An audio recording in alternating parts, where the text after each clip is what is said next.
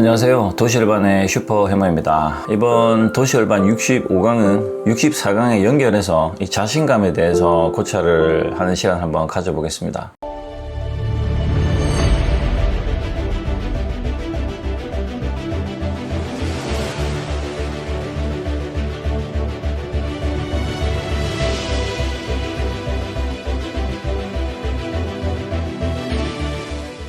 지금 제가 이제 오전에 영상을 찍고 있는데 부산은 오전부터 비가 내리네요. 그래서 날씨가 좀 이제 선선해졌습니다.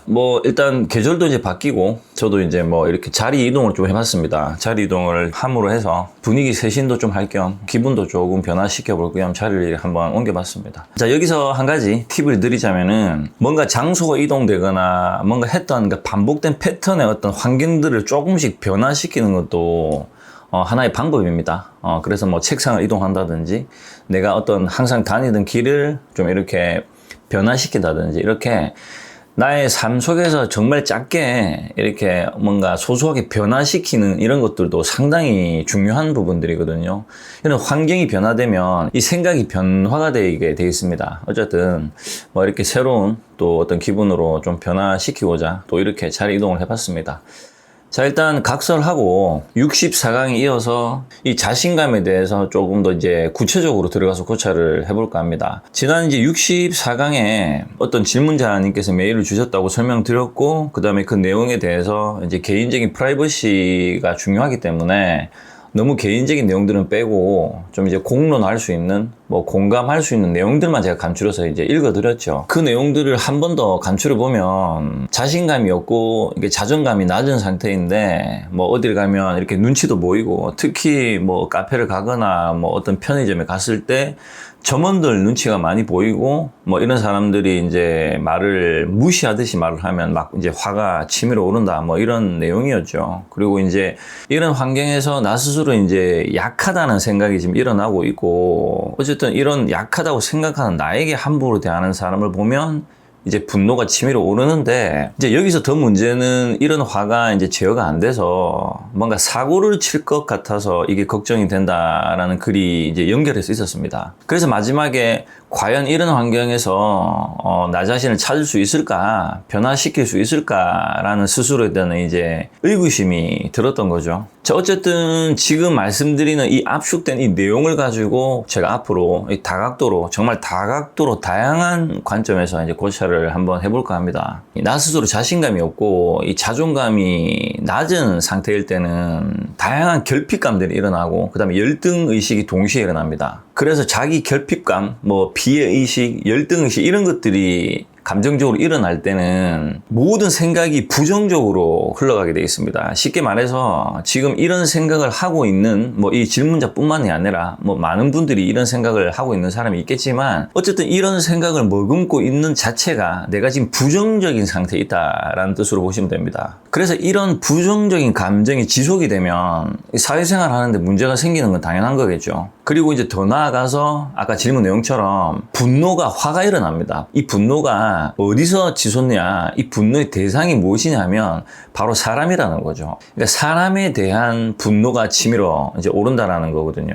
어쨌든 이런 식으로 이제 부정적인 감정이나 심리적인 이런 것들이 연속이 되면 또는 지속이 되면 이제 우리가 사회적 큰 문제라고 하는 어떤 사회 부적응 또는 이제 이게 확장이 되어서 은둔형 외톨이가 되기도 하고, 그리고 이제 이런 생활이 반복되면서 부정적인 또는 화가 제어가 안 돼가지고 묻지마 살인이라든지 여러 가지 이런 사건, 사고가 이제 일어나게 되는 겁니다. 이런 문제는 우리가 이제 뉴스를 통해서 접하는데 저 사람이 미친개이다, 속된 말로 저 또라이네 이렇게 생각을 하겠지만 근본적인 이치로 따져 들어가 보면 그렇지가 않습니다. 그 문제는 이 사람 하나의 문제라고 국한시킬 수가 없는 거예요. 우리 사회 전체의 문제고, 그 다음에 나도 어떤 그 부분에 작든 크든 어떠한 역할을 한 겁니다. 이 업이라는 게 우리 전체, 인류가 전체가 쌓은 업이 있고 각 개개인이 또 그 속에서 쌓은 업이 있단 말이죠. 그래서 인류가 전체가 쌓은 업에는 나도 그 안에 포함이 되는 겁니다. 어쨌든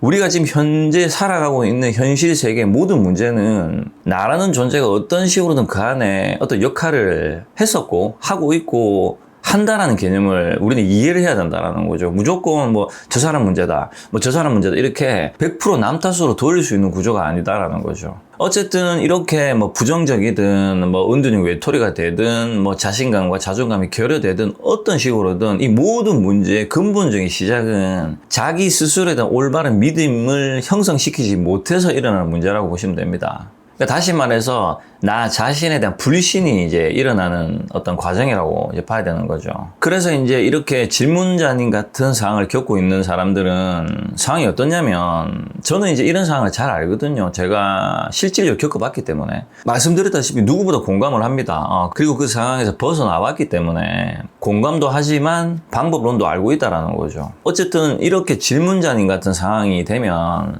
심리가 어떤 상태냐면 일단 말씀드렸다시피 나 자신에 불신을 갖고 있죠. 그죠? 그리고 지금 이 환경에서, 지금 이 상황에서 도대체 무엇을 어디서부터 어떻게 해야 될지에 대한 감이 안 잡힙니다. 뭐부터 해야 되지? 이렇게 생각 자체가 감이 안 잡힌다라는 거죠. 그래서 어디서부터 무엇을 어떻게 바꾸고 무엇을 고쳐야 되는지 사실 엄청나게 혼란스럽고 복잡한 상태라는 거죠. 그리고 뭐 자신감을 가져야 된다라는 것은 뭐 누구나 알고 있지 않습니까? 자신감을 가져라. 뭐 도전해라. 이거는 뭐 모든 사람들이 다 알고 있는 내용이거든요. 그런데 이 자신감을 가져야 되는 건 아는데 뭐 무슨 자신감을 뭐 어디서부터 어떻게 가지라는 건지 뭐 자존감도 똑같겠죠. 자존감도 어떤 자존감을 어디서부터 뭐 어떻게 가져야 되는지 이게 되게 혼란스럽단 말이죠. 그리고 이 자신감하고 자존감이나 상관없이 속에 이제 화가 차 있단 말이죠. 이 화가 압이 차면 이게 터지게 되겠습니다. 우리 인간이 화라는 것은 이 압력 밥솥처럼 이 화가 압력이 꽉 차면 꽉 차서 도달하면 임계점에 딱 도달하면 터지게 되어 있습니다. 근데 이 화를 꾹꾹 누르죠. 그죠? 안 터뜨리고 그러면 어떻게 되냐? 속에서 터집니다. 우리가 전기 압력 밥솥 보면 마지막에 압력을 빼줘. 그죠? 김이랑 같이 뺀단 말이죠. 근데 이 김이 외부로 빼지 않고 내부로 터지면 안에서 터지면 내가 병을 앓게 되어 있습니다. 그래서 이 화를 적절하게 해소를 하고 살아가는 것도 지혜로운 거거든요. 우리 인간은 살아가면서 화를 100%는 안 낼 수가 없습니다. 왜 그런 거냐면 이 세상에는 말씀드렸다시피 천태만상이기 때문에 별의별 사람들이 존재를 하거든요. 그러니까 예의 바른 사람도 있고 매너 좋은 사람도 있고 남을 배려하는 사람도 있는 반면에 정말 무례하고 자기밖에 모르고 사람을 겉으로 봐서 무시하는 이런 사람도 반대로 분명히 존재를 하기 때문에 화가 일어날 수밖에 없습니다. 그러면 이 화를 적절하게 컨트롤해서 너무 나에게 상처가 되거나 이 화가 나의 속에서 터져가지고 내가 상처를 입거나 다치는 상황을 피해갈 필요가 있다는 거죠. 그렇다고 해서 이 화를 겉으로 드러내면 어떻게 됩니까? 사고가 일어납니다. 그러니까 이 화라는 것은 순간적 폭발을 확 하는데 우리가 생각을 해보시면 아시겠지만은 화라는 게 순간적으로 폭발을 팍 하면 이성을 잃게 됩니다. 그러니까 사고를 친단 말이죠. 그리고 나서 뒤돌아서서 후회를 합니다. 사고를 치고 나서 후회를 하면 무슨 의미가 있습니까? 사고를 치고 나면 의미가 없어요. 후회라는 것은. 이 사고에 대한 책임을 져야 된단 말이죠. 이거는 정말 어리석은 짓이거든요. 그런데 이 화라는 게 제어가 안 됩니다. 말처럼 그렇게 쉬운 문제가 아니단 말이죠. 어쨌든 이 자신감과 자존감이랑 또 상관없이 별개로 이렇게 세상이 나에게 이렇게 분노를 유발시키는데 이렇게 해서 화가 터지는 건 또 어떻게 해야 되냐.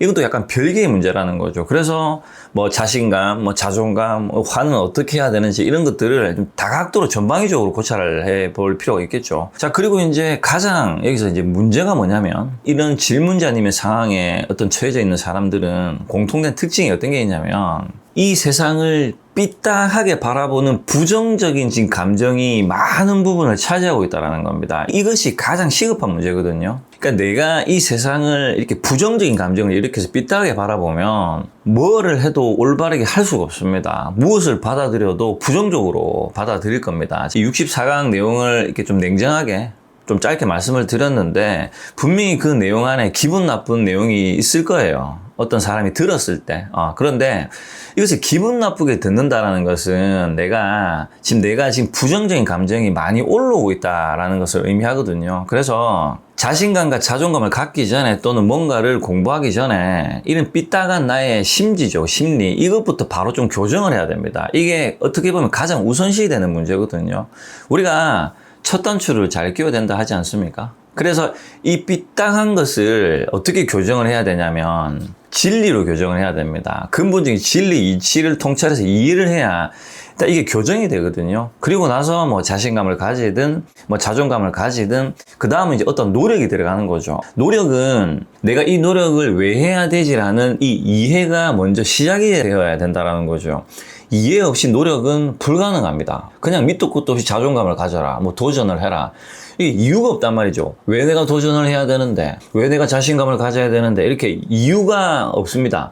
우리 인간은 스스로 이유가 있고 명분이 있어야 움직이거든요. 명분이 있고 이유가 있으면 누가 시키지 않아도 자동으로 나 스스로 그냥 움직이게 되어 있습니다.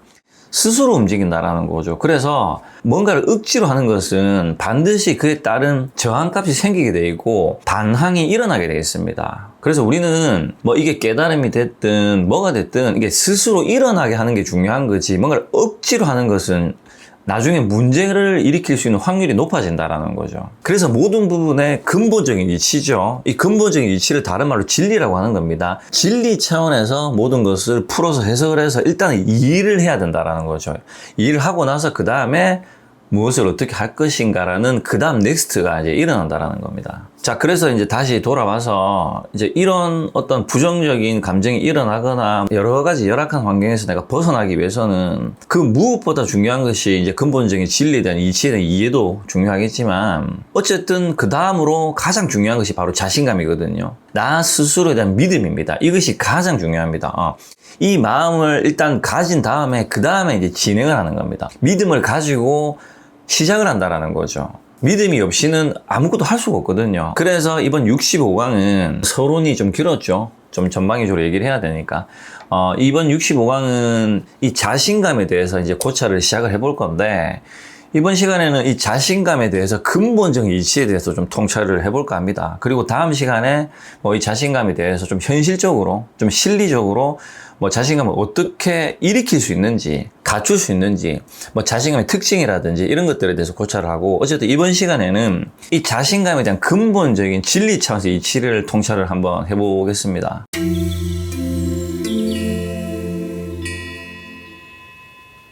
근본적인 이치 통찰 첫 번째입니다. 첫 번째는 자신감이란 무엇이며 이 자신감이 왜 필요한가에 대한 통찰인데, 자신감이라는 게 64강에서 말씀드린 것처럼 나 스스로에 대한 감입니다. 감. 그리고 연결해서 확장해서 나 스스로에 대한 확신, 나 스스로에 대한 믿음을 가지고 있는 그 자체를 자신감이라고 하는 거죠. 그래서 내가 나에게 불신이 있으면 이 자신의 감이 떨어지는 거고, 내가 나의 믿음이 있으면 이 자신감이 높아지는 겁니다. 자, 그런데 여기서 한번 생각을 해보십시오. 나 자신에 대한 믿음이 엄청 강해서 자신감이 높아요. 자기가 강한 사람들이 있죠, 그죠? 근데 이런 사람들이 자신감이 높다고 해서 그럼 이 사람이 뭔가를 하면, 뭔가를 도전하면 다 될까요? 그렇지 않습니다. 자기 애착이 강하고 자기애가 높아서 자신감이 높은 사람은 교만합니다. 이 자신감이라는 것은 나에 대한 감이 정확해야 되는데, 이게 객관적이지 못하고 주관적이게 되면 어떤 건 높고 어떤 건 낮단 말이죠. 그러니까 감이 틀린다라는 말입니다. 그래서 이 감이 오만하고 교만해서 높게 되면 이것은 반드시 깨지게 되어 있습니다. 이 자신감이 깨지는 환경이 일어난다라는 거죠. 그런데 반대로 너무 자기애가 없고 나에 대한 불신이 있어가지고 자신감이 낮은 경우는 어떻습니까? 뭔가 시도 자체를 안 하거든요. 그래서 자신감은 정확하게 말하면 나에 대한 감이, 믿음이 객관적이어야 된다라는 거죠. 그리고 이 자신감은 뭐 다른 걸 떠나서 내가 나의 운명을 개척하고 살아갈 때 필요한 아주 중요한 일종의 도구라는 겁니다. 제가 이제 다른 영상에서 말씀드렸죠. 붓다의 가르침 중에 사실 가장 중요한 게 바로 법등명하고 자등명인데, 여기서 자등명은 나 스스로의 등불을 삼아서 가야 된다라는 이런 어떤 부처님의 가르침이란 말이죠. 너 스스로의 등불을 삼아서 가라라고 했단 말이죠. 그 누구도 아닌 나 자신을 등불 삼아서 가라, 이 말이 너 스스로의 감을 믿고 가라는 말과 같은 말입니다. 나의 감을 믿는 것이 자신감이고, 이 자신감은 너무 높거나 낮는 것이 아니라 이 믿음이 객관화돼야 된다. 그리고 나 자신에 대한 감을 믿는 것 자체가 불교에서 말하는 자등명과 근본적으로 동일하다라는 거죠. 그러면 왜 자등명이 필요하고 왜 자신감이 필요한가 하면, 결론적으로 말씀드리면은 이 나라는 존재가 어떤 운명을 가지고 태어났는데 이 운명이 큰 틀에서 정해져 있단 말이죠. 그런데 이 운명을 내가 모른단 말입니다. 자, 모르면 어때요? 모르는 길을 어쨌든 큰 틀에 정해져 있는데 이 정해져 있는 길은 내가 찾아가야 되겠죠. 그죠? 그럼 찾아가려면 어떻습니까? 시행착오를 거쳐야 될 거 아닙니까? 그죠? 정해져 있는 길인데 모르기 때문에 이게 더듬어가면서 찾아가야 되거든요. 더듬어가면서 찾아가면 어때요? 길이 아닌 길도 가게 되고 가다가 뭐 어떻게 지능에 빠지기도 하게 되지 않습니까? 그런데 나라는 진짜 본질적인 존재는 이미 도달해야 될 길을 알고 있기 때문에 여기서 자신감, 그러니까 자등명이 필요한 겁니다. 다시 정리해서 나라는 존재가 정해진 운명을 내가 개척하고 살아가기 위해서 필요한 것이 바로 자신감이라는 거죠. 그래서 나의 자신감은 나의 운명을 살기 위해서 필요한 겁니다. 이 사람의 자신감은 이 사람의 운명을 살기 위해서 필요한 거죠. 그래서 이 사람의 자신감과 나의 자신감은 다른 겁니다. 왜냐? 나는 나의 운명을 살아가는 존재지 저 사람의 운명을 살아가는 존재가 아니거든요. 운명은 서로 다른 겁니다. 그래서 여기서 연장되어서 이제 질문이 나와야 되는 거죠. 큰 틀에서 정해진 나의 운명을 나는 현재 시점 얼마만큼 지금 알고 있는가? 이해하고 있는가? 나의 운명은 무엇인가? 나는 이번 생에 무엇을 하기 위해서 태어났는가? 라는 스스로의 질문에 대한 답을 찾기 위해서 노력을 해야 된다는 거죠. 제가 이제 사회생활을 하고 사람들하고 대화를 해보면 사람들이 자기 운명이 뭔지, 예를 들어서 왜 태어났는지, 이번 생에 무엇을 하기 위해서 태어났는지를 아는 사람이 별로 없습니다. 그 질문 자체를 스스로 던지는 경우가 잘 없어요. 그 질문에 대한 답을 던지지도 않지만 예를 들어서 개똥철학이라고 하죠. 뭐 그런 게 어딨노? 뭘 그렇게 복잡하게 생각을 하노? 그냥 태어났으니까 사는 거지 이러면서 뭐 그리 인생을 피곤하게 사노? 그러니까 이런 식으로 받아치는 사람들도 있습니다. 어쨌든 뭐 천태만상의 제각각이죠.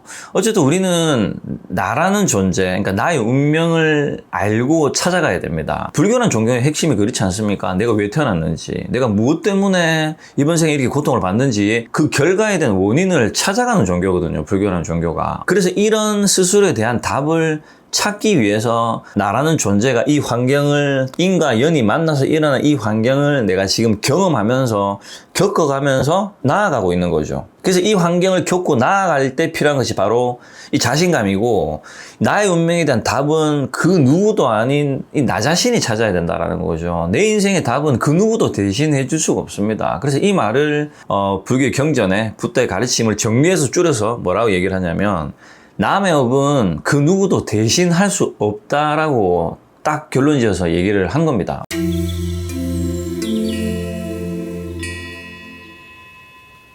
두 번째 고찰입니다. 두 번째 고찰은 이 세상은 이원성, 양변으로 쪼개져서 운용되고 돌아가는 대자연의 법칙이 존재를 한다라는 거죠.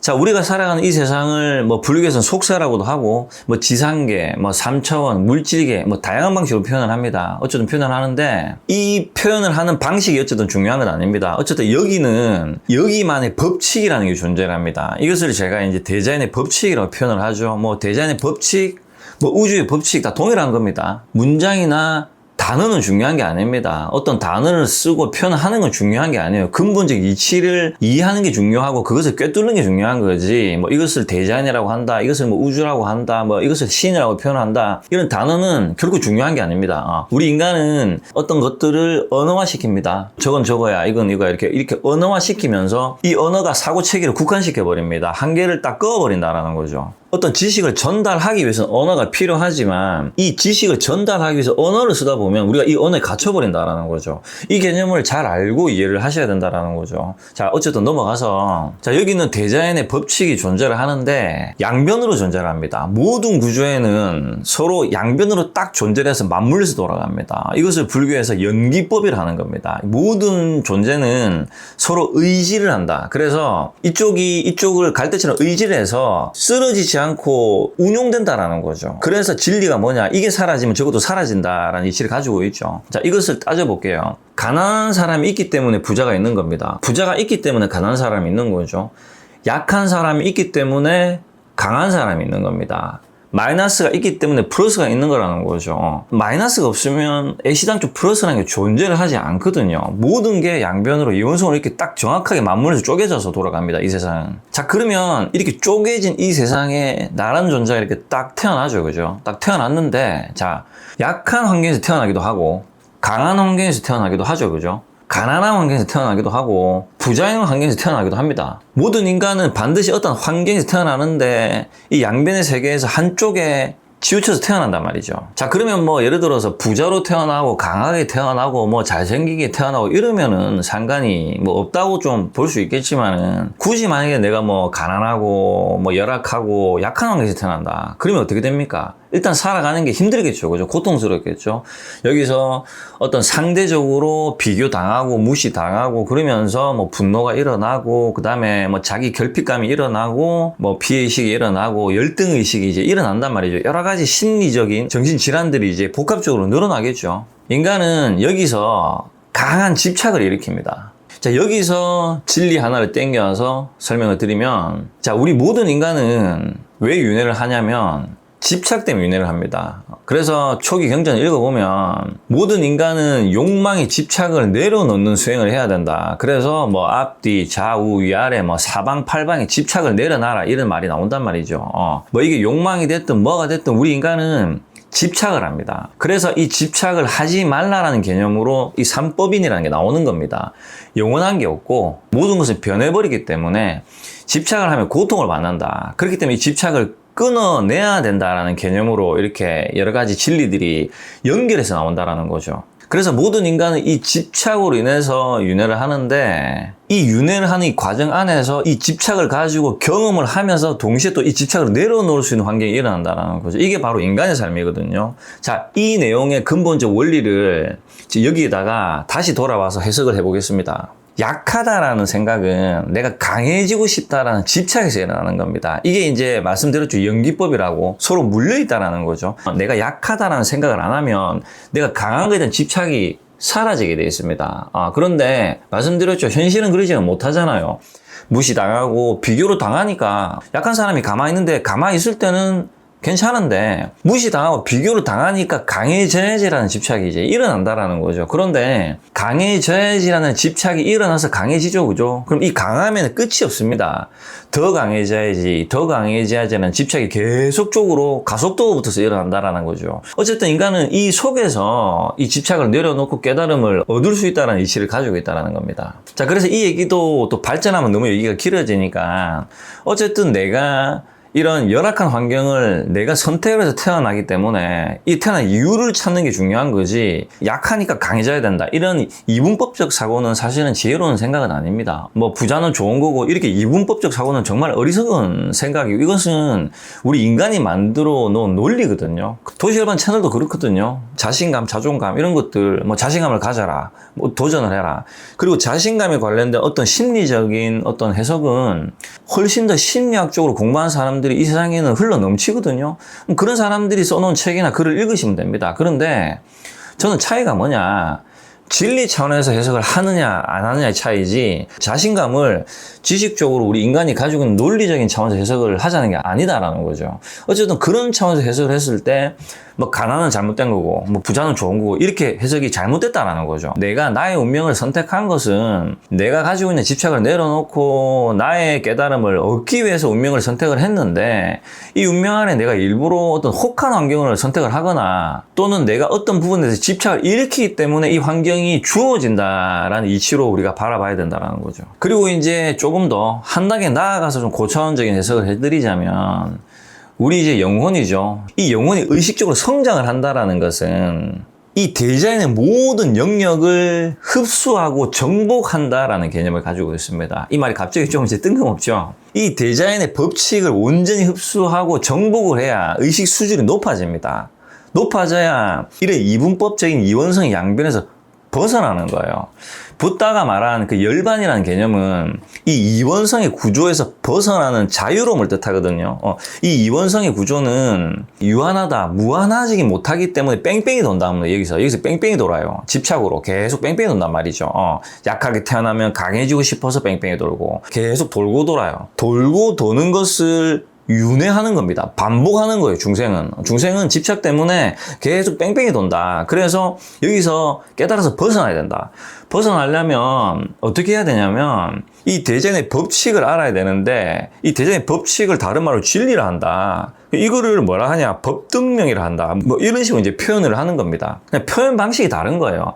대전의 법칙을 이해하는 게 진리를 이해하는 거고 진리를 이해하는 게 법등명 하는 겁니다. 다 같은 얘기입니다. 어쨌든. 그래서 이 진리를 이해하는 자체가 이 나의 영혼이 이 대전의 모든 것들을 하나하나 겪어보면서 윤회를 하면서 약한 것도 겪어보고 뭐 강한 것도 겪어보고 이렇게 다각도로 다양하게 겪어보면서 모든 대전의 이치를 내가 정복을 하는 겁니다. 정복을 하고 의식 수준이 성장을 해서 나아지면 다른 차원 정말 고차원계로 이 영혼이 진화해서 올라갑니다. 어쨌든 뭐 이 얘기도 또 길게 하면 길어지니까 자 각설하고 이제 다음 또 넘어가서 고찰해 보겠습니다.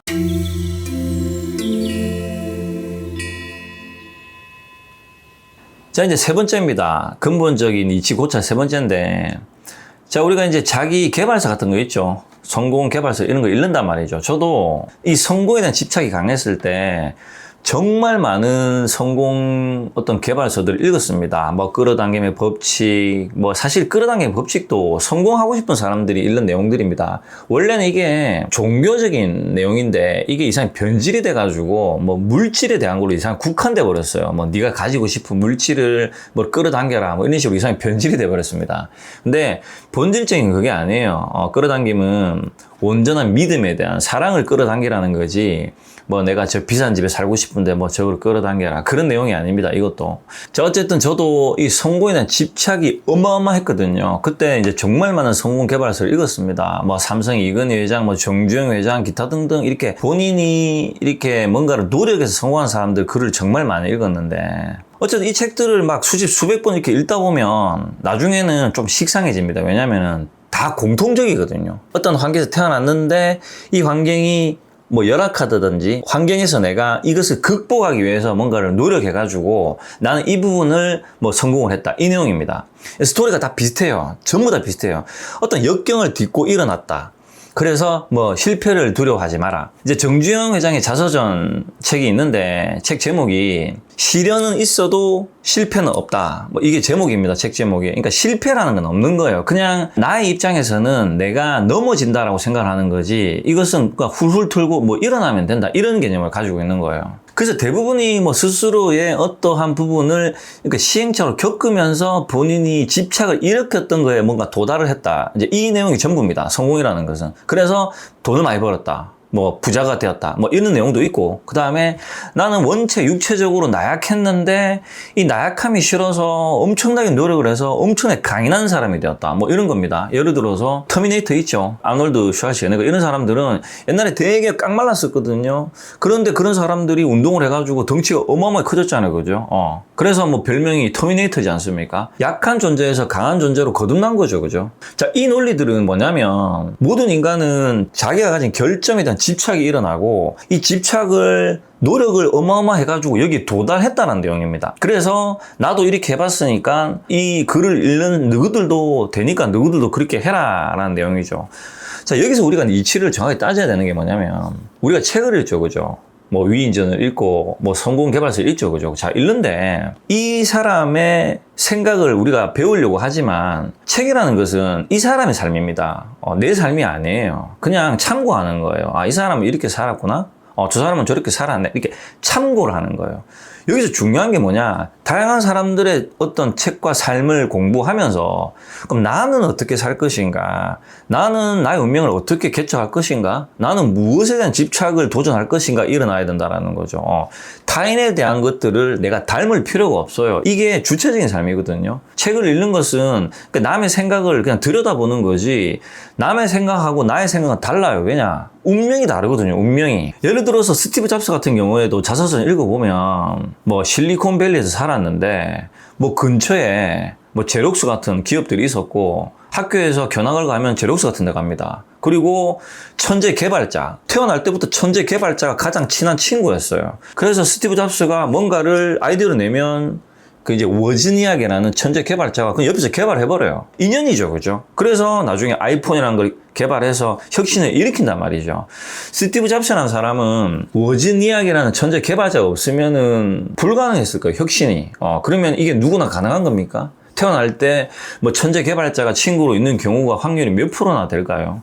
서로 다른 겁니다, 운명이. 서로 다른 거예요. 나에게 주어지는 이 인연, 환경이 다른 겁니다. 서로 다르기 때문에 나의 인생은 내가 살아가는 겁니다. 그 누구도 나의 운명을 대신해 줄 수 없다는 거죠. 모든 성공이라는 것은 스스로의 동기부여, 명분이 필요하고 집착에서 일어납니다. 성공해야지, 뭐 부자가 돼야지, 강해져야지. 이 모든 것들은 이원성이 쪼개진 이 구조에서 한쪽에 치우쳐진 이 집착 때문에 일로 가고자 하는 인간의 욕망 때문에 일어나는 겁니다.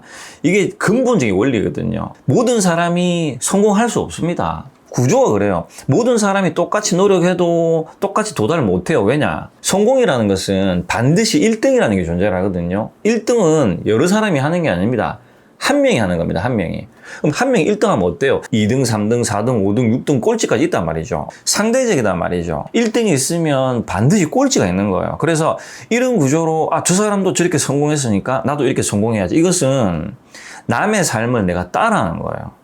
나의 운명이 무엇인지, 내가 이번 생에 어떤 집착을 가지고 이 집착을 털어낼 건지, 집착을 털어내야 되는데, 이 집착은 이제 불교에서는 번뇌라고도 하거든요. 이 집착은 종류가 다양하지만 가져보거나 해봐야지 내려놓을 수 있는 집착들이 있습니다. 성공에 대한 강한 열망이 있으면 노력을 해서 어떤 성공한 사람들 책을 읽고 공부를 하고 노력을 해가지고 성공을 해보면 됩니다. 성공을 해보면 이 성공이 끝이 없다라는 것을 알게 되거든요. 이 이치를 알아야 이 집착을 내려놓을 수가 있습니다. 성공해보지 못한 상태에서 이 집착을 내려놔라. 그런 법칙은 없다라는 거죠. 그래서 어떤 사람들은 이번 생에 시행착오를 겪어서 노력을 해서 용기를 가지고 스스로에 대한 믿음을 가지고 성공해봐야 이번 생에는 이 집착을 내려놓는 거예요. 그러면 이렇게 이번 생에 성공을 해서 집착을 내려놓죠. 그죠? 그럼 이 사람이 윤회를 해서 다음 생에 태어나면 그 다음 생에는 성공하려고 윤회 안 합니다. 이제 다른 거 공부하려고 해요. 이런 사람들은. 그런 사람들은 다른 환경을 일으켜서 다른 깨달음을 얻으려고 태어난다라는 거죠. 이 성공이라는 개념은 본인이 불신을 갖고 있는 스스로 자신감이 결여되는 이런 환경을 본인이 집착이 일어나서 이것을 깨부수고 싶은 욕망 때문에 이 단계로 도달을 하는 겁니다. 그리고 이 성공이라는 개념이 어떤 사람은 돈을 많이 벌어서 뭐 기업의 회장이 되는 게 성공일 수 있지만 어떤 사람은 내가 어떤 자기가 부족하다든지 나약해서 이것을 이겨내는 이 자체가 성공이 될 수도 있는 거고 어떤 사람은 뭐 정말 극도의 지방에 여행을 다니면서 어떤 두려움을 이겨내기 위해서 뭐 그런 성공을 하게 하는 성공도 있는 거죠. 그러니까 성공이라는 게 물질로만 국한이 되는 게 아니다라는 거죠. 정신적인, 물적인 모든 것을 통합해서 사람마다 그 성공의 개념이 다르다라는 겁니다. 그래서 나는 나의 인생에서 어떤 무언가를 성공을 하는 것을 한번 해봐야 된다라는 거예요. 왜냐? 그 결핍감이나 집착은 성공하지 못하면은 그 집착이 내려놔지지 않거든요. 그래서 결론적으로 내가 갖고 있는 결핍감이나 두려움이나 여러 가지 이런 집착들은 내가 나의 환경에서 어떤 경험을 통해서 극복을 하고 결과를 봐야 된다는 거죠. 그렇게 해야지 여기에 따른 이 집착이 사라진 이치를 가지고 있다는 겁니다.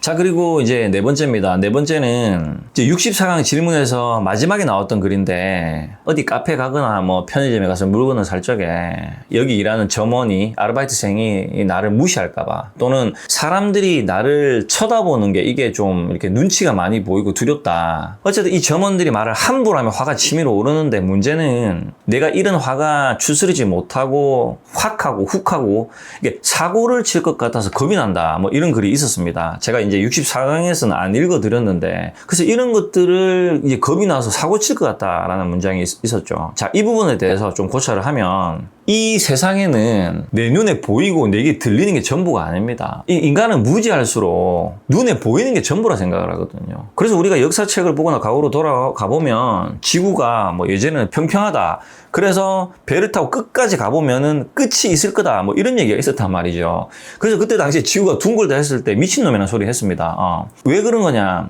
과학적으로 증명이 되지 않았고 눈에 보이지 않는단 말이죠. 지구를 그 당시 때는 과학적으로 지구에서 벗어나서 못 봤잖아요. 지구 안에 있기 때문에 눈에 보이는 걸로, 그러니까 평평해 보이는 거죠, 인간의 눈에. 그렇게 믿는 겁니다. 믿는데 이 지식과 과학이 발전하면 사고도 확장이 되겠죠, 그죠? 자, 그런데 이 눈에 보이는 게 전부가 아닙니다. 눈에 보이지 않는 어마무시한 것들이 이 차원계로 다 위로 올라갈수록 존재를 해요. 이 보이지 않는 수많은 기운이 형성되어 있는데 자, 우리가 대기권이라고 하죠. 대기권. 지구 안에 들어오면 대기권. 지구 밖으로 벗어나면 대기권을 벗어난다라고 하죠.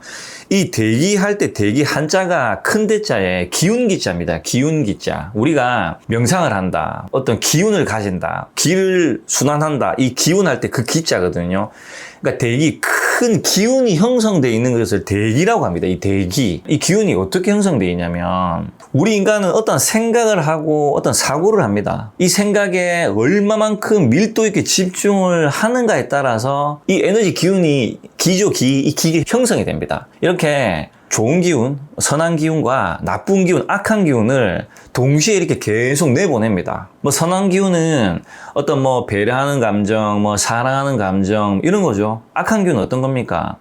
저거 죽이고 싶은 감정, 나를 괴롭혀서 저걸 원망하는, 증오하는 이런 감정들이거든요. 이런 악한 감정과 선한 감정을 동시에 계속 내보냅니다. 자, 내보내는데, 자, 이 감정들이 우리는 생각이랑 감정, 사고라는 게 눈에 보이지 않잖아요. 그렇기 때문에 뭐 혼자 내 속으로 뭐 하는갑다 이렇게 생각을 하죠. 우리가 끌어당긴 법칙을 공부하죠. 그죠? 뭔가를 끌어당긴다 하지 않습니까? 그래서 뭔가를 끌어당길 때 이 생각을 집중해서 명료하게 밀도 있게 명확하게 해라. 그러면 뭐 이루어질 확률이 높아진다. 뭐 이런 얘기 들어보셨죠? 이 같은 겁니다. 이치가. 뭐냐면 내가 어떠한 생각을 일으키면 이 생각을 얼마나 집요하게 밀도 있게 일으키냐에 따라서 이게 이 대기를 형성시킵니다. 둥둥 이렇게 떠다녀요. 우리 저 하늘에 있는 구름처럼 이렇게 둥둥 떠다닙니다. 그래서 어떤 구름은 되게 명료하고 어떤 구름은 디미하죠. 좀 회색 하늘에 좀 디미한 구름이 있고 보일랑 말랑. 깨끗하게 정말 명료하게 깔끔한 구름이 있죠. 이 생각의 차이입니다. 생각의 차이. 내 생각이 어떻게 하냐에 따라서 깔끔할 수도 있고 디미할 수도 있고 밝을 수도 있고 어두울 수도 있는 거죠. 자, 이렇게 대기의 기운이 형성이 되는데 우리가 이제 파동이라고 하죠. 우리가 뭐 어떤 뭐 양자역학 파동, 뭐 진동 이런 얘기 뭐 책 많이 나오지 않습니까? 같은 주파수끼리 이 진동을 한단 말이죠. 내가 악한 생각과 사고를 일으킨다. 그러면 그 주파수에 진동을 합니다. 정말 저거 때려 죽이고 싶다, 저거. 저거 정말 갈기갈기 찢어 죽이고 싶다라는 증오하는 감정이 일으키죠. 이 감정이 차원기로 올라가면 이 감정을 이 세상에 나만 할까요? 그렇지 않잖아요. 또 다른 누군가가 저기서 하겠죠. 이 감정이 또 올라가겠죠. 이 감정끼리 같은 진동 주파수를 가지고 있습니다. 진동이 거칠어요. 악한 감정들은, 사고들은 같이 더해져요. 구름처럼 이렇게 더해져가지고 이게 힘이 생깁니다. 둥둥 떠다니죠. 그죠? 둥둥 떠다니는데 내가 지금 분노 게이지가 다 찼어요. 세상이 너무 싫어요. 다 죽이고 싶어. 근데 이 감정이 떠다니다가 내 감정과 일치하면 내가 어떤 영의 기운이 탁하고 거칠고 약해서 이게 일치하면 순간적으로 사람이 어떻게 되냐. 묻지마 살인을 하게 됩니다. 이 타인이 가지고 있는 악한 감정이 더해져서 증폭이 돼가지고 그걸 칼 들고 가가지고 그냥 막 이유도 없이 모르는 사람 이렇게 찔러 죽이는 거예요. 그리고 물어봐요. 왜 그랬냐? 그럼 그냥 모르겠다. 그냥 뭐 세상이 싫다. 이렇게 표현한단 말이죠. 반대로 좋은 감정은 어떻습니까? 좋은 감정끼리 뭉치고 악한 감정은 악한 감정끼리 뭉친 겁니다. 그러니까 인연법에서 설명을 드렸죠. 인연은 유유상종이다. 끼리끼리 사람을 올린다. 그렇기 때문에 내가 바뀌는 게 중요한 거지. 내가 좋은 사람을 만나고자 하는 것은 이 말도 안 되는 이치다. 그리고 뭐 사람을 가려서 만나라. 뭐 이런 사람을 피해라. 이런 것은 정말 지극히 인간의 논리입니다. 이것은. 이거 불가능해요. 이런 말들을 제가 말씀드리는데 그런 것은 잘못된 겁니다. 좋은 인연은 내가 좋은 사람이 되면 자동으로 만나지는 거지. 내가 그 인연을 조작해가지고 뭐 좋은 사람 만난다. 뭐 이런 사람 피한다. 이것은 지극히 인간의 욕심입니다. 유유상종이고 끼리끼리 주파수라는 게 우리가 이렇게 진동이란 말이죠. 이렇게 진동. 소리의 진동이 파장이 있거든요. 이 진동이 비슷한 사람끼리 물리게 되어 있습니다. 그래서 우리가 공명한다고 하죠. 공명. 어떤 악기를 이렇게 소리를 땅 하면은 저기서 비슷한 주파수가 띵 하고 울리지 않습니까? 띵 하고 이렇게. 이 같은 이치입니다, 이게. 그래서 내가 어떤 생각 일으키에 따라서 또는 내가 과거에 저질렀던 업에 따라서 인연이 형성되고 환경이 일어나는 거죠. 이 이치를 제가 지금 여러 번 계속적으로 반복적으로 설명을 드리고 있습니다. 그래서 착각을 하시면 안 됩니다. 인연법을 내가 조작을 한다. 이렇게 착각을 하시면 안 돼요. 내가 어떤 사람인가가 중요한 거지 내가 이런 사람인데 난 저런 사람을 만나고 싶다라는 것은 지극히 나의 개인적 희망입니다. 희망사항일 뿐이라는 거죠. 자, 어쨌든 이렇게 탁한 기운끼리 진동이 비슷해서 주파수가 비슷해서 물리게 돼서 어떤 행동을 저지르죠. 자, 이게 바로 질문자가 질문했던 사고를 칠까봐 겁이 난다라는 이치랑 같은 이치입니다. 이것은. 그래서 우리가 그런 말 하죠. 나도 내가 왜 그랬는지 모르겠다. 뭔가 귀신한테 홀린 것 같다. 나도 왜 이러는지 모르겠다. 이게 내가 부정적인 감정과 사고를 일으키면 계속 그게 끌리게 돼 있습니다. 그래서 그 감정을 정말 심하게, 정말 집요하고 밀도를 일으키는 이 감정에 내가 흡수돼 버립니다. 행동을 저질러 버려요. 그래서 말씀드렸죠.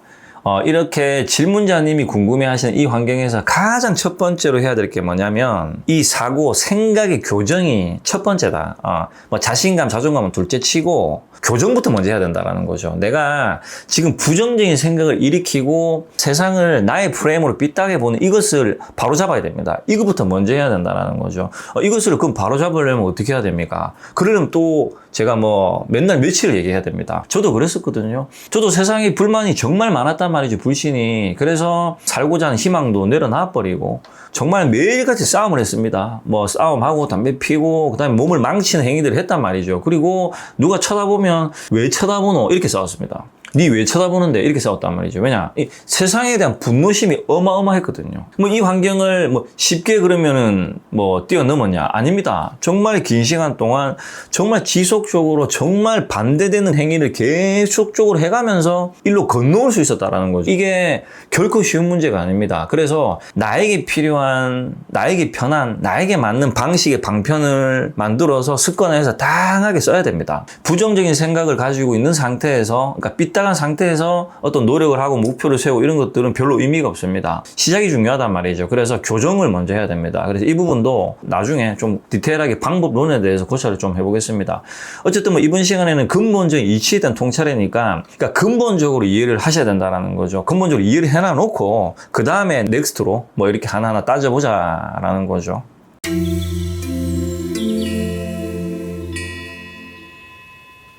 자, 마지막 5번째 주제는 이 자신감이 결여되는 환경, 그러니까 자신감이 결여되는 이유입니다. 우리 인간은 내가 해보지 못했거나 모르거나 하는 모든 영역에 이 두려움이라는 것을 느낍니다. 제가 64강에서 말씀을 드렸죠. 내가 자연스럽게 하는 행위에는 자신감이 딱히 필요하지 않다고. 운전을 오래 했다든지 내가 뭔가 일을 오랫동안 처리한 거에 대해서는 딱히 자신감이 게 필요 없습니다. 그냥 자동 반사적으로 해낸단 말이죠. 그래서 그런 거에 대한 예로 가장 쉽게 제가 운전에 설명을 드렸죠. 운전을 할 때 몇십 년 하다 보니까 정말 아무 생각 없이 하지 운전을 할 때 이렇게 자신감을 가지지 않는다라고 좀 쉽게 설명을 드렸는데 운전은 좀 쉽죠, 그죠? 운전보다 복잡하고 힘든 것들이 있죠, 그죠? 이것도 사실은 동일합니다. 그 무엇이 아무리 복잡하고 힘들다 하더라도 지속적으로 오래 반복을 하게 되면 자동 반사적으로 하게 되어 있습니다. 우리 인간은 그런 능력을 가지고 있거든요. 이런 말이 있거든요. 머슬 메모리. 머슬 메모리가 뭐냐면 이제 웨이트 하시는 분들의 용어인데 이 근육 운동을 해요. 근육 운동을 하는데 무거운 거를 들다가 운동을 안 하면 근육이 점점 줄면서 무게도 동시에 점점 줍니다. 그런데 운동을 했던 사람이 예를 들어서 이만큼의 무게를 들었던 사람이 한 1년 정도 운동을 쉬었어요. 몸이 아파서.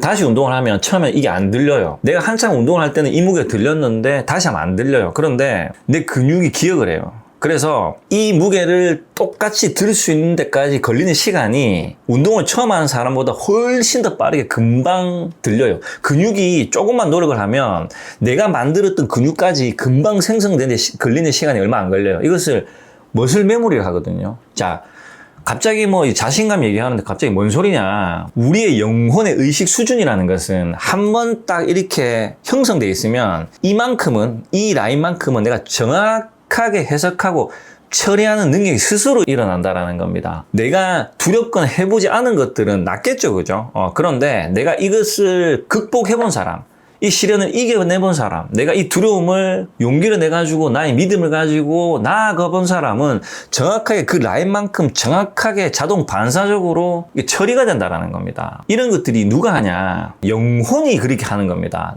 세포 하나하나를 내가 명령을 해서 그렇게 하는 게 아니라 나 영혼이 그렇게 정확하게 인식을 하고 있다는 거죠. 우리 영혼은 지식을 흡수하면서 성장을 합니다. 지식을 흡수하면서 이 경험 안에서 깨달아가면서 영적 진화 성장을 하는데, 성장을 한 만큼 정확하게 아는 만큼, 우리가 아는 것이 힘이다 하죠. 그죠? 아는 만큼 정확하게 해석을 하고 처리가 된다라는 거죠. 해석을 하고 처리가 되는 만큼 두려움이라는 게 사라집니다.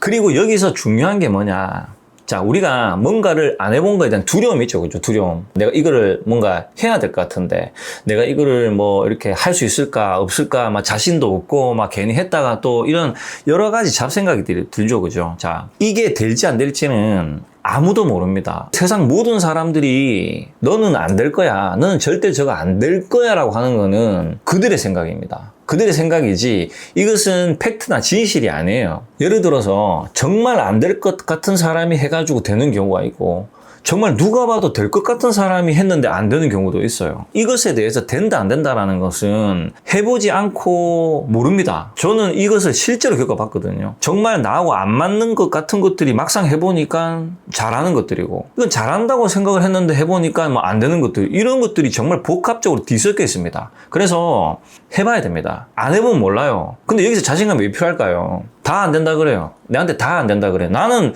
저게 좀 할만한 것 같은데 주위에서 다 안 된다 그래요. 그러면 누구 말이 귀 기울입니까? 자등명이죠.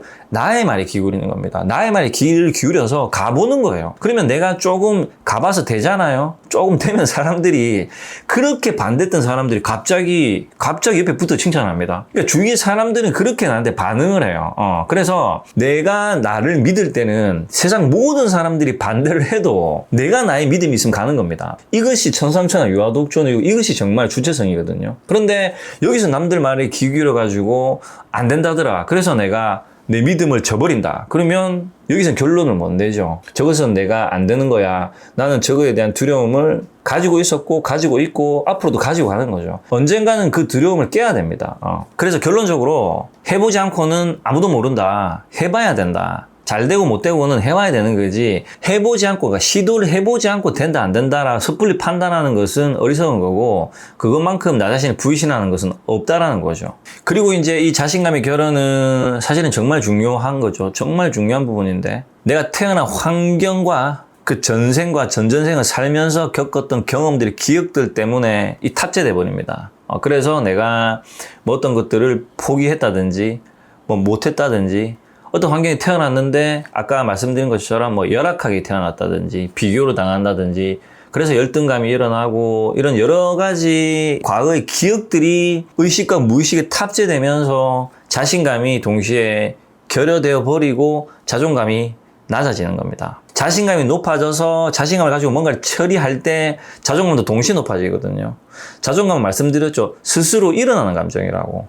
자, 그런데 이 환경이 사실 녹록치가 않습니다. 이것을 이제 불교에서 업이라고 하는 거죠. 그런데 아까 설명드렸죠. 이 업이라는 게 내가 무조건 나쁜 짓을 저질러서 가난한 환경에 태어난 건 아니다. 가난한 환경에는 내가 경험을 하기 위해서 이 대자연의 모든 환경을 내가 흡수하고 더 나아가서 정복하기 위해서 태어난다라는 거죠. 내가 어떤 열악한 환경에 태어나는 이유가 그들의 환경을 이해하고 나도 어떤 그 집착을 내려놓기 위해서 나라는 존재가 이 환경을 일으켰고 눈에 보이지 않는 모든 존재가 나의 환경을 일으켜준다라고 설명을 드렸단 말이죠. 자, 그런데 이게 말처럼 쉽지가 않죠. 왜냐? 자, 업이라는 것은 제가 뭐 업이라는 것에 대해서 다른 영상에서 뭐 카르마는 이런 거다 저런 거다 이론적으로 논리적으로 좀 설명을 드렸지만, 제가 경험한 바 또는 제가 제 주위의 업을 제가 관찰하는 바 딱 놓고 보면 이 업은 정말로 무시무시한 겁니다. 정말로 업은 난해하고 어려운 겁니다. 업이라는 게 논리적으로 지식적으로 이해를 한다고 해서 소멸되는 구조가 아닙니다. 업은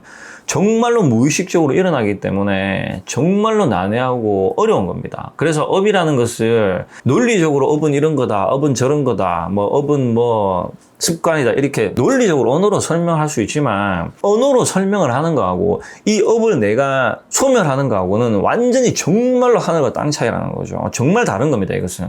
그렇기 때문에 뭐 3살 버릇 80까지 간다, 뭐 인간의 천성은 바뀌지 않는다, 뭐 인간은 뭐 고쳐 쓰는 것이 아니다, 뭐 이런 말들이 나오는 거예요. 자, 이런 말들은 우리 인간이 지어낸 말입니다. 진리가 아니에요. 인간은 고쳐 쓰는 것도 아니고, 인간은 뭐 바뀌지 않는 것도 아니에요. 인간은 신성과 불성이 탑재되어 있는 영이죠, 영이 탑재되어 있습니다. 그렇기 때문에 내가 어떠한 생각을 일으키에 따라서 변화시킬 수 있는 존재입니다. 이게 자유의지거든요. 그래서 기독교에서는 인간은 신성스러운 존재이면서 동시에 불교에서는 불성을 갖고 있다라는 거죠. 자, 어쨌든 이 업이라는 게 정말 난해하고 정말 무서운 겁니다. 그래서 불교에서 업력난사의 업이라는 것은 정말 난해하고 무서운 거다.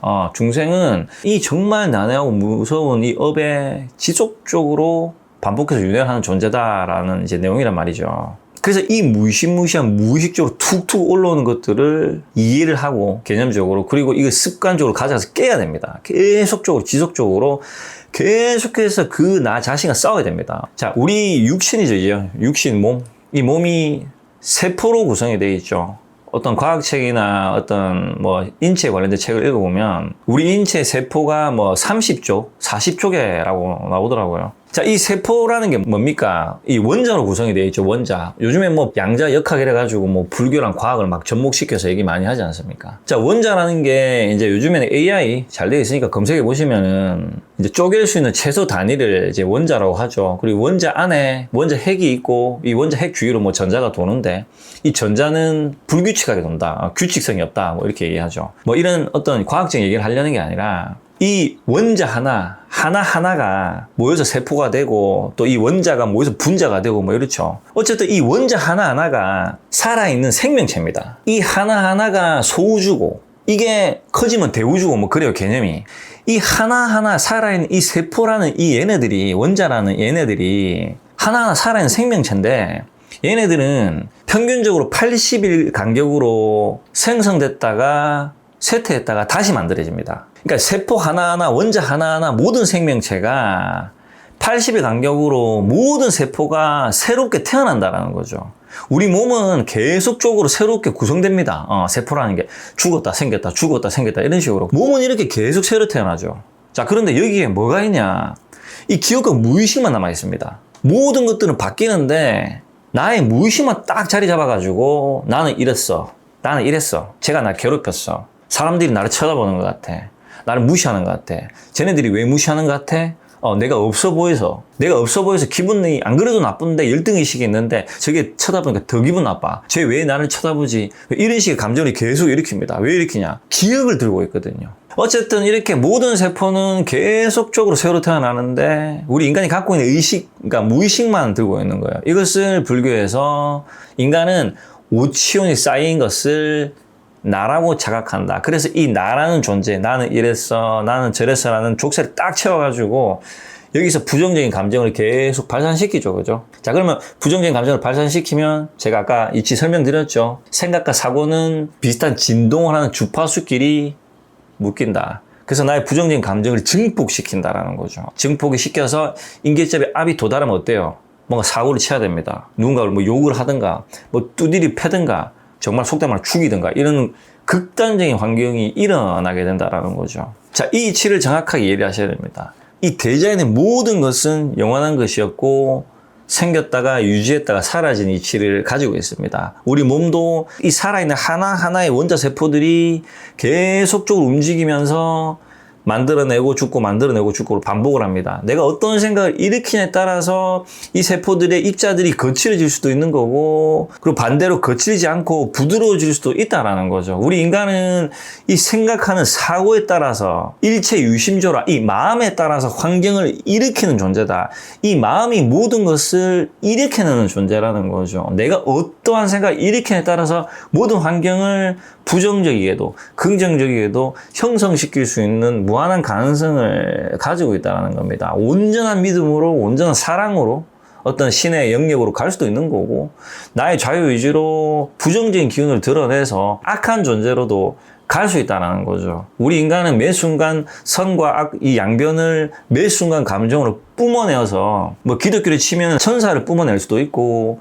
뭐 악마를 뿜어낼 수도 있다는 거죠. 이 기운들을 둥둥 떠당기면서 저끼리 또 뭉치는 구조를 가지고 있다는 겁니다. 그래서 모든 것들이 변하고 나의 세포마저도 다 변하고 있는데 나의 기억들이 나를 사로잡기 때문에 이 기억에서 벗어나는 것이 그 무엇보다 중요하다. 이것도 바로 전에 고찰의 내용과 동일하죠. 그죠? 첫 단추를 잘 깨야 된다. 그래서 이런 상태에서 내가 여기서 뭐 자신감과 자존감을 가지는 것은 힘들고 불가능한 것이다. 자, 그러면 뭐 어떻게 해야 됩니까? 자, 방법론을 이제 고쳐야 되겠죠. 자, 이런 것들은 근본적인 이치입니다. 근본적인 이치를 설명드리는 거예요. 방법론이 아니에요. 근본적인 이치는 아, 그렇구나 하고 이해를 하셔야 됩니다. 이해를 한 다음에 그러면 이제 뭐 할 건데? 자, 그러면 노력을 해야 됩니다. 그럼 노력을 어떻게 해야 되는데? 노력을 나에게 맞는, 이 영상을 보시는 당사자에 맞는, 나에게 맞는 환경을 일으켜야 됩니다. 남의 방식을 적용시키면 안 됩니다. 나에게 맞는 방식을 찾아서 내가 할 수 있는 노력을 나의 환경 안에서 정말 점진적으로 조금씩 하는 겁니다. 욕심을 과하게 일으키지 말고 정말 조금씩 하다 보면 이 조금씩 하는 것들이 쌓여서 가속도가 붙고 쌓이고 가속도가 붙으면서 나중에는 얘를 싸워서 이길 수 있는 힘이 커진다는 거죠. 부정적인 감정이 클 때는 긍정적인 감정이 금방 죽어버립니다. 싸워서 못 이기거든요. 힘을 키워야 됩니다. 힘을. 조금씩. 우리가 산에 이제 절에 가면 처마 밑에 물방울 뚝뚝 떨어지죠. 물방울 뚝뚝 떨어지는 거 그 밑에 보시면은 구멍 나 있습니다. 빵꾸. 그 물방울 무엇이라고 그 빵꾸 나 있습니까? 수십 년 동안 물방울이 떨어졌는데 돌을 뚫어요. 이게 정말 조금씩 하는 힘입니다, 이거. 작은 것이 모여서 크게 된다라는 이치를 정확하게 보여주는 거예요, 이게. 물방울도 돌을 뚫을 정도다. 내가 하루에 10초, 하루에 1분만 어떤 것을 긍정적으로 하면, 처음부터 많이 하면 저항감이 생겨서, 좀 망가질 수 있거든요. 조금씩 하는 거죠, 그죠? 그 방법론을 찾아서 나에게 맞는 걸 조금씩 하면, 물방울이 돌을 뚫듯이, 나중에는 이 부정적인 이 악한 감정을 싸워서 이길 수 있는 힘이 생긴다라는 거죠. 이 이치를 정확하게 우리가 이해를 한 다음에 그 다음에 이제 뭔가 방법론을 찾아서 이제 노력을 해야 된다라는 겁니다.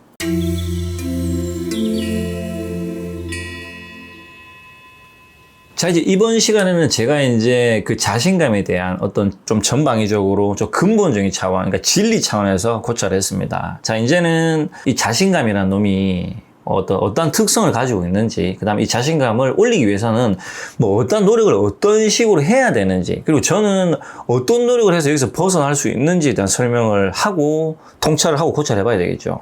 자, 제가 설명드렸다시피 물방울이 바위를 뚫는다, 돌멩이를 빵꾸 낸다. 내가 지금 현재 시점이 이렇다면 우리 이제 각도계 어릴 때 산수 수학 배울 때 각도에서 0.01mm 지금 딱 틀면 눈에 안 드러나죠, 그죠? 눈에 0.01mm 정도는 정말 미세하죠. 근데 이게 생각해 보십시오. 여기 평행선 있고 점이 있죠, 그죠? 0.1이 요렇게 쭉 간다고 생각해 보세요. 이거 쭉 간다고. 점점 가면 갈수록 각도가 어떻게 됩니까? 벌어지죠, 그죠? 이게 똑같은 겁니다. 내가 지금 관성으로 인해서 차가 일로 가고 있는데 부정적으로 가고 있습니다. 갑자기 이렇게 못 튼단 말이에요. 못 틀어요. 핸들 꺾으면 못 돼요. 속도가 있는데 전복하겠죠. 사고가 나겠죠. 조금씩 틀면 이렇게 쫙 하면서 방향이 언젠가는 일로 갔던 차가 방향이 나중에 일로 가집니다. 이것은 이치가 그래요, 이치가. 그래서 물방울 하나도 그 돌멩이도 뚫는다. 그래서 일체유심조라. 일단 마음부터 바꾸고 교정을 하고, 그리고 내가 나의 처지 이 환경에서 최소한으로 할 수 있는 것부터 하자. 욕심내지 말자. 갑자기 막 운동해라 해가지고 막 헬스권 끊어가지고 막 무리해가지고 막 이렇게 하지 마시고 동네에 10바퀴 돌자. 그냥 동네 내가 할 수 있는 걸 하자. 돈 없어갖고 이 헬스권 끊으라고 뭐 어디 아르바이트 해가지고 이렇게 하면 안 된다라는 거죠. 저항감이 생기면 하다가 포기합니다. 당장 할 수 있는 거, 당장 정말 할 수 있는 것부터 지속적으로 정말 조금씩 하자. 하다 보면 나도 모르게 변화한다. 나도 모르게 스스로 변화되는 거다. 억지로 뭔가를 하려 하지 말고 조금씩 정말 점진적으로 조금씩 우리 해나가자. 그래서 여기 환경에서 벗어나자라는 거죠. 자, 제가 이번 영상은 근본적 이치에 대해서 고찰을 좀 해드렸습니다. 그날 질문자님께서 다시 메일을 주셨는데 그 메일 내용이 제가 좀 읽어보면 아무래도 조금 이제 좀 기분이 나쁠 수밖에 없는 내용이 적혀 있더라고요. 이해를 합니다. 말씀드렸죠. 부정적인 상태 때는 사람이 어떤 말을 들어도 부정적으로 많이 받아들여지거든요. 하지만 제가 그렇다고 해서 뭐 밑도 끝도 없이 잘 될 거야, 뭐 당신이 잘 될 거야, 이것은 좋은 게 아닙니다.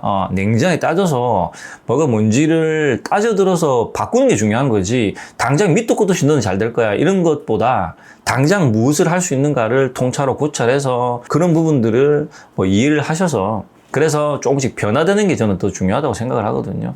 그리고 어쨌든 이런 고민을 많은 분들이 지금 하고 있을 겁니다. 이게 지금 사회적 문제거든요. 그래서 이제 뭐 20대들이 일도 안 구하고 하고자 하는 의지도 없고 뭐 때문에 살아야 되는지도 모르고 살고자 하는 희망도 없고, 그 다음에 이제 이런 어떤 기존의 체계들, 기성세대들이 만들어 놓은 정말 어떤 개떡 같은 이런 시스템들이 있습니다. 체계들이.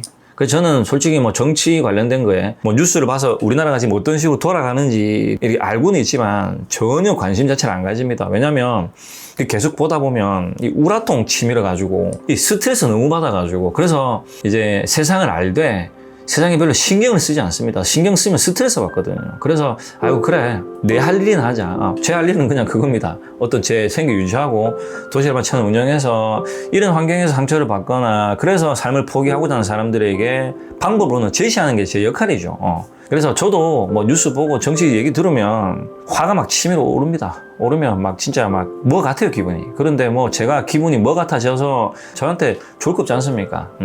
어쨌든 이런 이치로 어쨌든 앞으로도 이 부분에 대해서 지속적으로 고찰을 해보겠습니다. 그래서 이런 감정을 일으키시는 분들 많은 참조를 하셔가지고 그 환경에서 점진적으로 벗어날 수 있기를 제가 이제 기원하고 희망하는 바입니다. 이번 영상은 여기까지 마무리하는 걸로 하겠습니다. 긴 영상 시청해주셔서 감사드리고 다음 시간까지 우리 모든 분들 평온하시기 바랍니다. 지금까지 도시열반의 슈퍼해머였습니다.